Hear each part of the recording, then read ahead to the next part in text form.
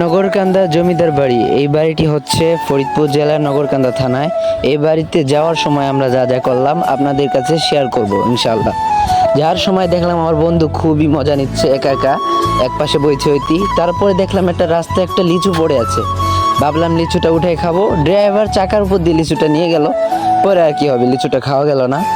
পরে আমরা সামনের দিকে গেলাম, দেখলাম একটা লিচু বাগান। পরে ওইখানে আমি গেছি চুপি চুপি, কিন্তু কেউ দেখলে খুব সমস্যা ছিল, তাই আমরা চুপি চুপি গেছি।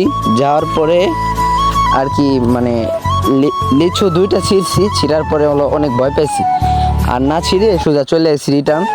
দৌড়ে চলে আসার পরে বন্ধু বলতেছে যে লিচু দুইটা আমাদের ভিডিও করো, মানে তোমার সে ব্লগে ছাড়বা। পরে যে লিচু দুটো ভিডিও করলাম, পরে এত সুন্দর একটা জায়গা দেখলাম, মানে মনটা জুড়ে গেল। পরে জমিদার বাড়ির আগে আর কি জায়গাটা, এরপরে হলো এই যে দেখেন জমিদার বাড়ি। যারা যারা আসবেন ঘুরবেন, মানে খুব সুন্দর একটা দেখার মতো জায়গা ফরিদপুর জেলা, এটা হলো আমাদের ফরিদপুরে।